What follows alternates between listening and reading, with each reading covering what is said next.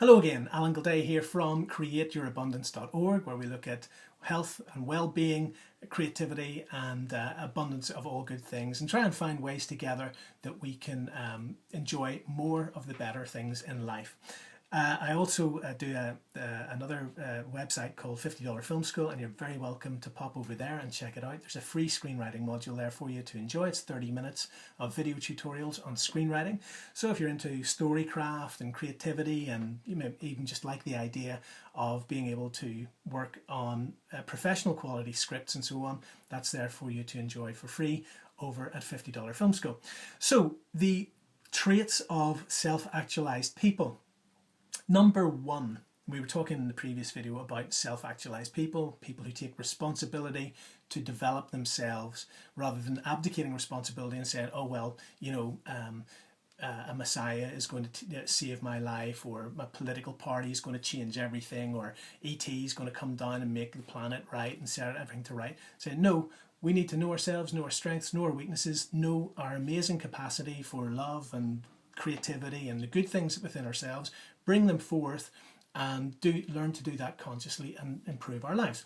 So what are the key characteristics? In today's video, we're going to look at number one. The self-actualized person, according to Wayne Dyer, is a person who is independent of outcome. Okay? Independent of outcome. What does that mean? It means that, you know, you are detached from having to have a certain situation or outcome show up in your life. And you kind of think, yeah, that's cool. I'm independent of outcome, but are we really? Because we seem to have the capacity to allow our demands to dictate how we react to how life shows up for us. So, for example, I might consider myself to be independent of outcome and not detached, detached from the need to control how life is shaping up. But then I get really upset if say my girlfriend doesn't want to watch the movie that I want to watch, or I've launched a business and, you know, things are not amazingly, you know, I suddenly am not in a position to buy a yacht the next weekend. And you kind of look at these things, and when you look at them consciously, you go, well, of course, that's silly. You know, you don't expect people to always fall into line in terms of our expectations of how they should react and how they should behave, or how life should be. I mean, but kind of we do, you know.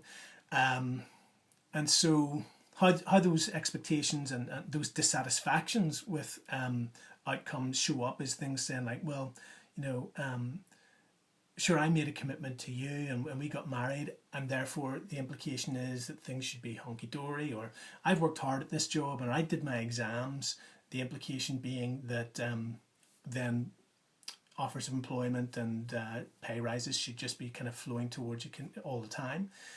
Those are the kind of unconscious expectations that I'm talking about. And the person who is independent of outcome is a person who is able to take consistent action towards a desired goal, and yet still keep going when things are not necessarily going the way they want or the ways that please them. And that's going to be invaluable in any aspect of our lives where we want to better ourselves, be it in a relationship, in a friendship, be it in a job, in our health and finances and all those different things. And of course, these are things that I'm learning. I'm not presenting myself here in any shape or form as having mastered this. This is stuff that I'm learning and I'm sharing with you guys in the hope that maybe you can share some tips with me, or that we can help each other along the way. So there you go. The self-actualized person, one of their determining traits is that they're independent of outcome. They can take ongoing, sustained, directed action towards their outcomes, but still, if it doesn't happen, they keep going.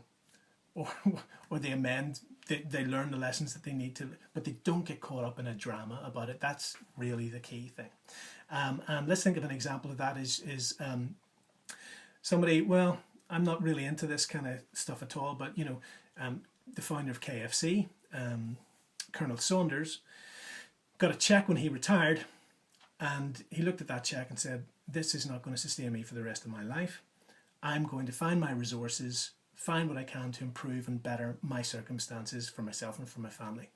So he went through all his resources, and the one thing that he could find that was really, you know, his unique selling point, his USP in marketing terms, was a recipe for chicken, for fried chicken, from some great aunt or something or other of his. What he said was, he started going around neighborhood restaurants and said, I will I will give you this, I will sell you this, if you like, this recipe that will improve your menu and your sales. I think it's a really extraordinary dish. It's yours. You just give me a small percentage of the profits on any of that dish that you sell. And I think it was 3 to 5 years or something in that ballpark of this retired gentleman traveling around the United States of America, living in the backseat of his car with this offer before he got a yes. And then the rest, as they say, is history. So there's a man who's living independent of outcome. He said, I'm committed to a certain goal. And when people kept saying, get out of here, you bum, or who do you think you are, or I don't want your stupid recipe or whatever, he kept going. Okay. And I think there is a lesson there for us. We might not want to apply that to, you know, the fast food industry, or we might, but respect to him for his perseverance and clarity and determination. Okay, see you in the next video where we'll discuss the next trait of the self-actualized person. Okay guys, thanks for your time. See you soon.